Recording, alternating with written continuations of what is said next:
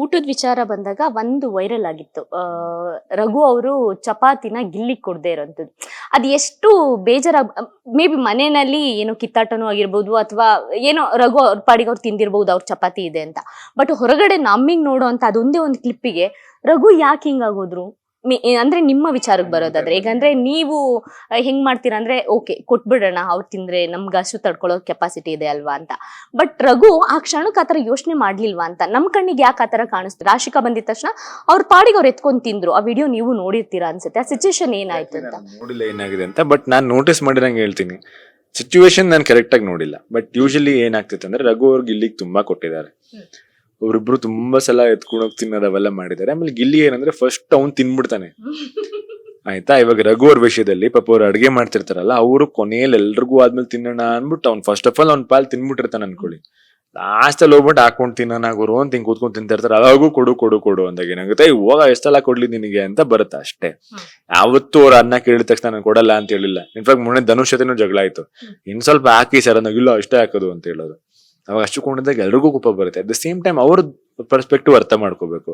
ಅವರು ಅಲ್ಲಿ ನಿಂತ್ಕೊಂಡು ಅಡ್ಗೆ ಮಾಡಿರ್ತಾರೆ, ಎಲ್ರಿಗೂ ಕೊಟ್ಟಿರ್ತಾರೆ. ಲಾಸ್ಟ್ ಅಲ್ಲಿ ಇನ್ನೂನಪ್ಪ ನನ್ಗೆ ಹಸು ಎರಡಿದಪ್ಪ ಆರಾಮಾಗಿ ನೆಮ್ಮದಿಯಾಗಿ ತಿನ್ನೋಣ ಅಂತ ಬಂದಾಗೂ ಕೊಡಿ ಕೊಡಿ ಅಂತ ಹೇಳಿದಾಗ ಯಾರಿಗ್ಯಾರು ಇರಿಟೇಟ್ ಆಗುತ್ತೆ ಅಷ್ಟೇ. ಯಾವತ್ತೂ ರಘು ಅವ್ರಿಗೆ ಇಲ್ಲಿಗೆ ನನಗೆ ಊಟ ಕೊಡಲ್ಲ ಅಂತ ಏನೂ ಹೇಳಿಲ್ಲ. ಇನ್ಫ್ಯಾಕ್ಟ್ ಇಡೀ ಮನೆ ಒಂದು ಪೀಸ್ ಎಕ್ಸ್ಟ್ರಾ ಕೊಡ್ತಾ ಇದ್ದಿದ್ದು, ಇಲ್ಲಿ ಏನೋ ಎಕ್ಸ್ಟ್ರಾ ಕೊಡ್ತಾ ಇದ್ದಿದ್ದು ಅಂದ್ರೆ ಗಿಲ್ಲಿಗೆ. ನಾವೆಲ್ಲ 4-5 ಚಪಾತಿ ತಿಂದ್ರೆ ಗಿಲ್ಲಿ ಹೆಂಗೋ ಮಾಡ್ಕೊಂಡು 7 ಚಪಾತಿ ತಿನ್ಬಿಡೋನು. ಹೆಂಗೋ ತಿಂದ್ರೆ ಹೆಂಗೋ ಡಚಾಕ್ ಮಾಡ್ಕೊಂಡೆ ಅಂತ ಹೇಳೋ ನಾನು. ಅವನ್ ಹೆಂಗೋ ಒಂಥರ ಎಲ್ಲೋ ಕಾಮಿಡಿಲೋ ನಮ್ಮ ಮನೇಲಿ ನಮ್ಮ ಮನೇಲಿ ಯಾರು ಪ್ರೀತಿಸೋ ಜನ ಜಾಸ್ತಿ ಇದ್ದಾರೆ ಅನ್ಬಿಟ್ಟು ರಕ್ಷಿತನ ಹತ್ರ ಒಂದು ಅದು ಇದೆಲ್ಲ ಹಿಂಗೋ ಒಂದ್ ಪಾಡಿಗೆ ಅವ್ನು ತಿನ್ಬಿಡೋನು ಹಿಂಗೆ ಕೇಳ್ಕೊಂಡು. ಸೊ ಆ ವಿಷಯದಲ್ಲಿ ನಾನು ಒಪ್ಪೋದೇ ಇಲ್ಲ. ಯಾಕಂದ್ರೆ ರಘು ಅವ್ರು ತುಂಬಾ ಸಲ ಅವನಿಗೆ ಏನ್ ಬೇಕು ಮಾಡ್ಕೊಟ್ಟಿದ್ದಾರೆ. ಬರೋಗಲ್ಲಿ ತಗೊಂಬರೋ ಮಾಡ್ಕೊಡ್ತೀನಿ ಅಂತೆಲ್ಲ ತುಂಬಾ ಸಲ ನಡೆದಿದೆ. So I don't think that is right. Finally big boss ಮನೆಯಿಂದ ಹೊರಗೆ ಬಂದಿದ್ದೀರಾ.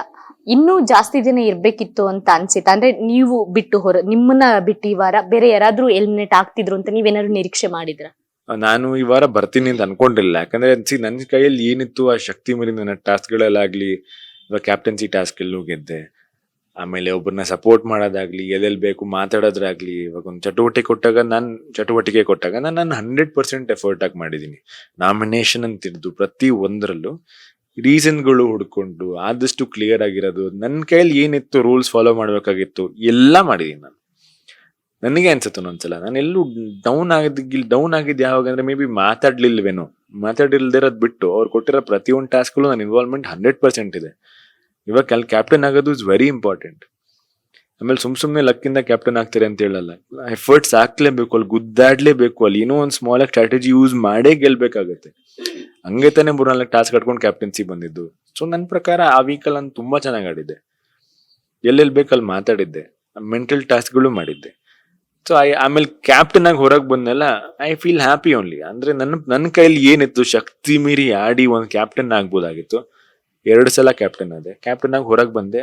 ಅಂಡ್ ಹೊರಗೆ ಬಂದಾಗೂ ಕೂಡ ನನಗೆ ಜನ ಹೇಳ್ತಿರೋದೇ ಒಂದು ಏನಂದ್ರೆ, ನೀವು ಸೈಲೆಂಟ್ ಆಗಿದ್ರಿ.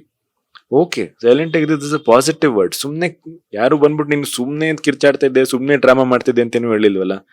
ಆ ಡ್ರಾಮಾ ಆಮೇಲೆ ಅಷ್ಟೊಂದು ಕಿರ್ಚಾಟದಲ್ಲಿ ಇದನ್ನೆಲ್ಲ ತಡ್ಕೊಂಡು ಸೈಲೆಂಟ್ ಆಗಿದ್ದಿದ್ದೆ ನನ್ನ ಪ್ರಕಾರ ಇಸ್ ಅ ಬಿಗ್ ಸ್ಟ್ರೆಂತ್. ಆ ಮನೇಲಿ ನೀವು ನೋಡ್ತಾ ಇರ್ತೀರ, ಅದು ಯಾವ್ದೋ ಒಂದು ತುಪ್ಪದ ವಿಷಯಕ್ಕೆ ಜಗಳ ಆಗ್ತಾ ಇರುತ್ತೆ. ಆ ವಿಷಯದಲ್ಲಿ ನಮ್ಗೆ ಹೆಂಗ್ ಅನ್ಸೋದು ಅಂದ್ರೆ, ಗುರು ಈ ವಿಷಯಕ್ಕೂ ಜಗಳ ಆಡ್ತಾರ ಜನ. ಯಾಕಂದ್ರೆ ಆವಾಗ ಏನಕ್ಕೆ ಅನ್ಸೋದು ಅಂದ್ರೆ, ಇಲ್ಲಿ ಹೊರಗಡೆ ಇದ್ದವ್ರು ಮೇ ಬಿ ಹಶುಕೊಂಡಿದ್ರು ಅದಕ್ಕೋಸ್ಕರ ಜಗಳ ಆಡ್ತಾ ಇರೋ ಅಂತ ಹೇಳ್ಬೋದು. ನಾನು ಹಶುಕೊಂಡಿದ್ದೆ, ಇವಾಗ ಬೇರೆ ಇನ್ನೊಬ್ರು ಹಶುಕೊಂಡಿದ್ರು, ಅವ್ರಿಗೂ ತುಪ್ಪ ಇಂಪಾರ್ಟೆಂಟ್ ಇತ್ತು. ಬಟ್ ಅದರಿಂದ ಜಗಳ ಆಡದ್ವಾ ನಾವು? ಇಲ್ಲ. ನನ್ನ ಪರ್ಸ್ಪೆಕ್ಟಿವ್ ನೋಡಿದಾಗ ಯಾಕೆ ಈ ತರ ಮಾಡ್ತಾ ಇದ್ಯಾ? ಆ ತರ ಮಾತಾಡಿದಾಗ ನಾನು ಏನ್ ಕಿರ್ಚಾಡ್ಲಿ ಅವ್ರ ಜೊತೆ? ನಾನೆಷ್ಟು ಉಪ್ಪಿಡ ಕಾಣಿಸ್ಕೋಬೇಡ.